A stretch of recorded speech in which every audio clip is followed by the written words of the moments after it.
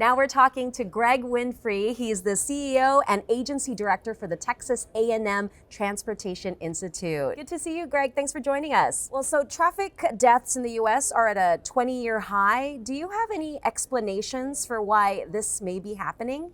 Well, it's an interesting question. They're at a 20-year high in the United States. Our researchers here have found some interesting information that's extrapolated from the data. Of course, going over the pandemic/quarantine period led to some interesting insights because we knew that roadway miles were down, vehicle miles traveled were down, but the fatality numbers seem to be increasing. And we were able to determine that the primary culprit really appears to be speed.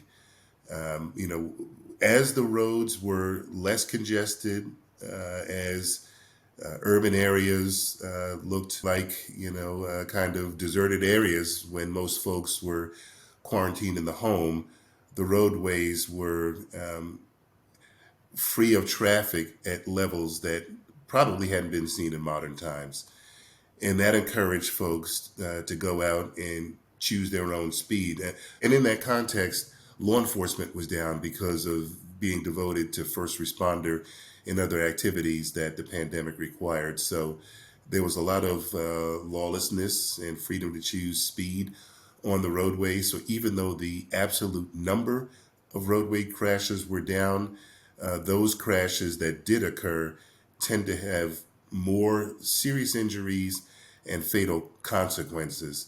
And then you double that down with decreased seatbelt usage. In those serious injury and fatality cases, in many instances, there was a failure to use seatbelts. And then another observation I would add, the instance of day drinking and folks who were, using substances to help them through what was a very fraught time for many of us. There was just a lot of tension built up, and this is a global issue, but certainly here in the U.S., the factors I would say are speed, lack of seatbelt usages on the roadways, and probably an increase in the consumption of alcoholic and probably other substances, but certainly there was a marked increase in day drinking is how the term became to be known.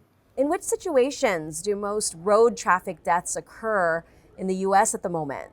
Well, in the U.S., I'd say about half of all traffic deaths occur in what we identify as roadway departure crashes, where a vehicle either leaves the pavement or crosses over into the opposite direction.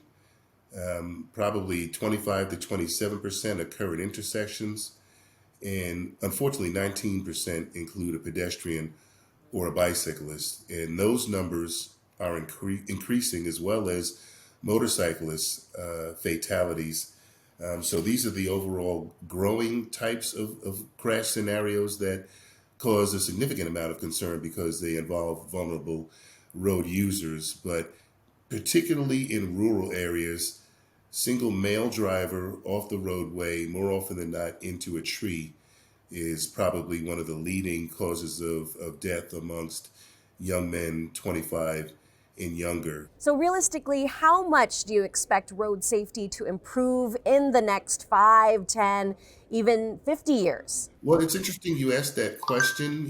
When I was a Fed, as we call it in the U.S., a federal government employee with the U.S. Department of Transportation, we used to say that the first 50 years of vehicle safety were spent on protecting vehicle occupants and have them survive crashes.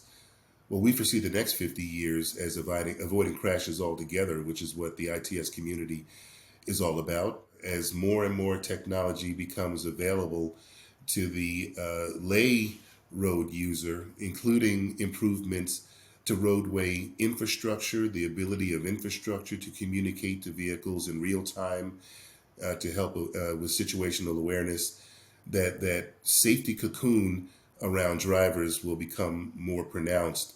So again, I can't put a thumbtack on the calendar and say when we get there, but again, the more these human life saving devices and technologies move their way into the transport system, the better for us all.